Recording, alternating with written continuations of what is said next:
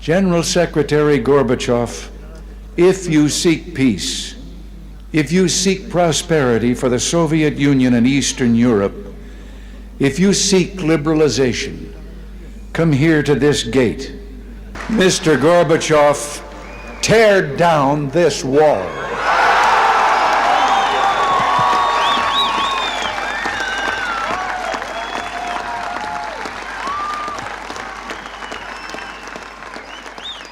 Once World War II had ended, things changed for Germany, being split into 4 zones that had multiple governing styles.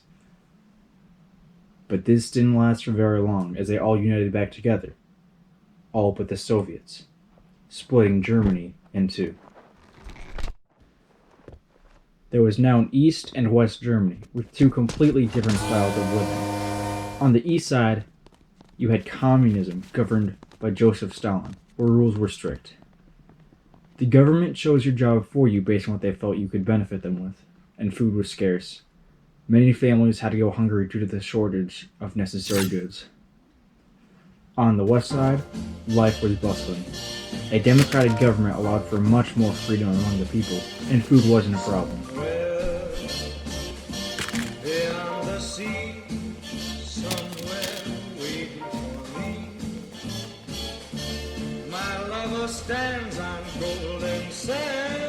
Stalin saw the progress of West Germany and realized the problem. He wanted Germany to remain weak. A strong Germany could present a threat to the Soviet Union. So he set up the Berlin blockade. It blocked railways, roads, and even canals to West Germany. One incident included the events of Checkpoint Charlie. On October 27, 1961, combat-ready American and Soviet tanks faced off in Berlin at the U.S. Army checkpoint Charlie. Tensions between the United States and the Soviet over the access to the outpost city of Berlin and its Soviet-controlled eastern sector had increased to the point of direct military confrontation.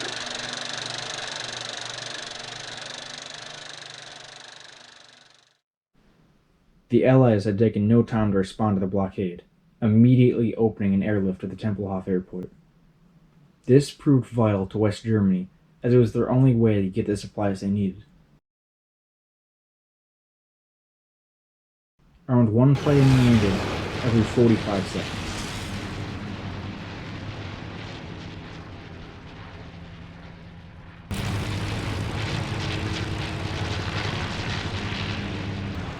Although East Germany was furious, they didn't dare shoot down a single plane. This would be an act of war, something they were starving to keep away from.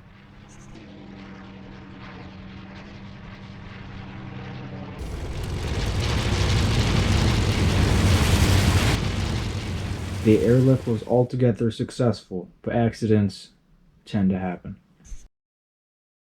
The blockade was eventually taken down in 1949.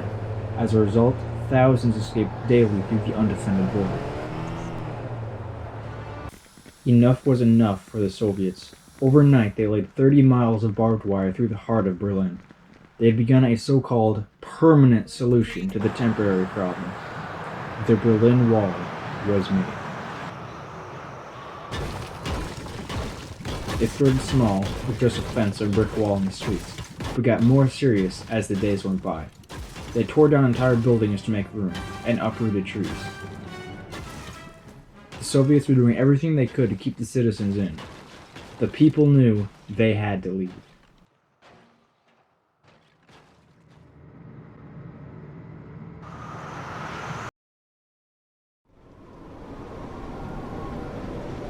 Many people tried to escape East Germany by any means necessary. Some of the methods involved hot air balloons or paragliding from the tallest buildings they could find. Or in the early days, a much more common method would have been escaping through windows, back when it was only the streets blocked off. But the Soviets caught on and boarded them up. They had to get even more creative. Some college students dug a tunnel that would stretch underneath the wall into safety. It had led 57 people to freedom, hence the name Tunnel 57.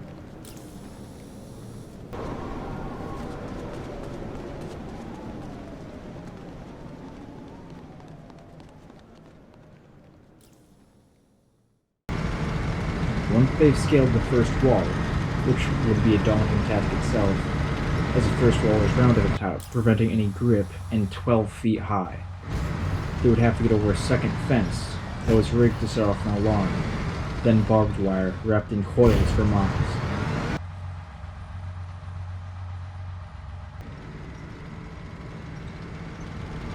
And an additional watchtower made the task even more dangerous. These had to be avoided at all costs. They were equipped with spotlights and local Eastern police. Then there were patrols, cars and soldiers alike, marching down the death strip. Then there were small bunkers and sizable guards who shot to kill.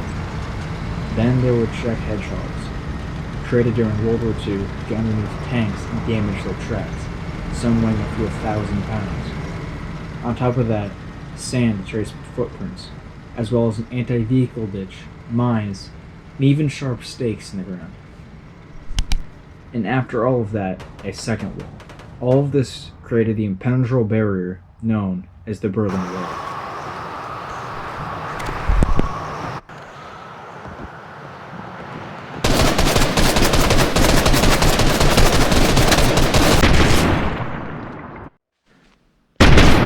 Peter Fetcher was an East German Briton attempting to cross this wall when he was shot and left to bleed to death. This brutal demonstration allowed for anger to circulate throughout the city, making escape more and more vital.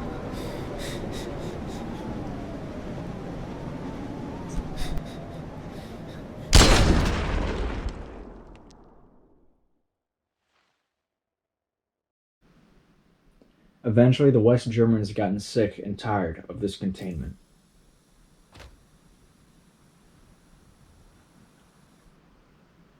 They knew something had to be done.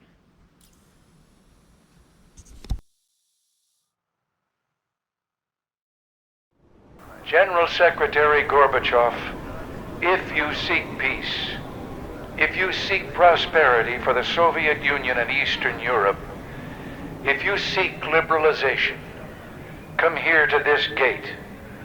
Mr. Gorbachev, open this gate.